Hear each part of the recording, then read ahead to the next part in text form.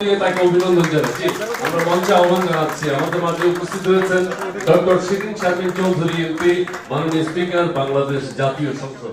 1972 থেকে 2024 তিন প্রজন্মের সেতু বন্ধন এই স্লোগানকে সামনে রেখে রাজধানীর 5 তারকা হোটেল সোনারগাঁয়ে অনুষ্ঠিত হয়ে গেল দেশের প্রাচীনতম দৈনিক গণকণ্ঠের 53তম প্রতিষ্ঠা বার্ষিকী। আমন্ত্রিত অতিথি, শুভাকাঙ্ক্ষী, শুভানুধ্যায়ী ও বিভিন্ন প্রিন্ট ও ইলেকট্রনিক মিডিয়ার সাংবাদিকদের পদভারে মুখরিত হয়ে ওঠে হোটেল সোনারগাঁয়ের হলরুম। আসলে আজকে আমাদের একটি মিলন মেলা গণকণ্ঠ 53 প্রতিষ্ঠাবার্ষিকী উপলক্ষে হোটেল সোনারগাঁওতে চলছে জমজমাট এবং আলোড়ন সৃষ্টি একটি প্রোগ্রাম, যাতে আমরা সারা বাংলাদেশের গণকণ্ঠের যে গণকণ্ঠের মাধ্যম কর্মী আছে আমরা সবাই একত্রিত হয়েছি। আসলে খুবই আনন্দিত এবং উৎফুল্লভাবে আমাদের প্রোগ্রামটা যেন সম্পূর্ণভাবে শেষ হয় এই আশা ব্যক্ত করি। ঐতিহ্যবাহী এই পত্রিকাটি আমাদের জিটু ভাইয়ের নেতৃত্বে, আপনাদের নেতৃত্বে নিশ্চয়ই আরও অনেক দূর এগিয়ে যাবে এবং সাংবাদিকতার যে বিশ্বস্ততা সেটি তো অর্জন করেছে।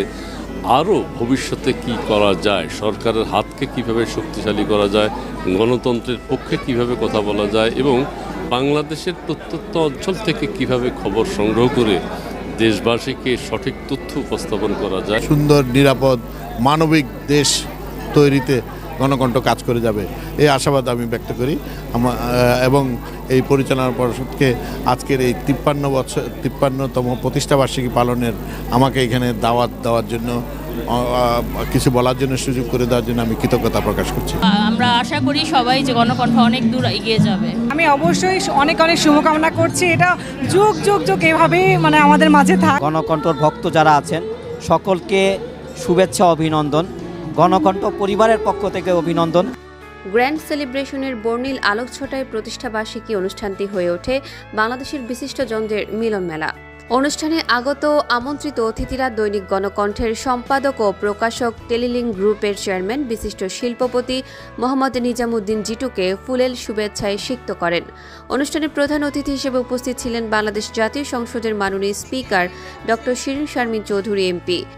যে দৈনিক জাতীয় গণকণ্ঠ যেভাবে দীর্ঘ পথ অতিক্রম করে অব্যাহতভাবে সামনের দিকে এগিয়ে যাচ্ছে, বর্তমানে প্রতিযোগিতার এই সময় যখন চারিপাশে অসংখ্য প্রিন্ট এবং ইলেকট্রনিক মিডিয়া, সেখানে সেই কম্পিটিশনের সাথে তাল মিলিয়ে তারা স্বাধীনতার চেতনাকে ধরে রেখে বাংলাদেশের উন্নয়নের এই অগ্রযাত্রাকে সমর্থন করে আগামী দিনেও তারা সফলভাবে এগিয়ে যাবে এবং শতবর্ষ পূরণের দিকে তারা অগ্রসর হবে।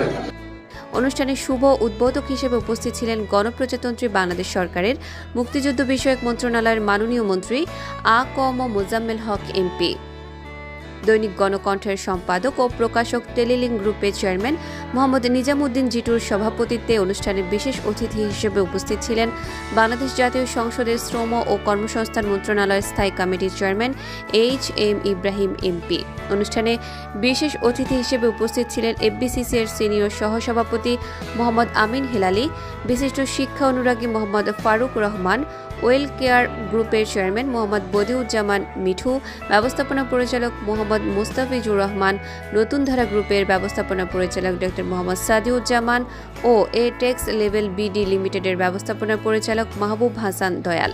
অনুষ্ঠানে আরও বিশেষ অতিথি হিসেবে উপস্থিত ছিলেন দেশের বরেণ্য রাজনীতিবিদ, ব্যবসায়ী, সমাজসেবক, সাংবাদিক, কবি, লেখক, চলচ্চিত্র শিল্পী, কণ্ঠশিল্পী সহ বিভিন্ন শ্রেণী ও পেশার মানুষ।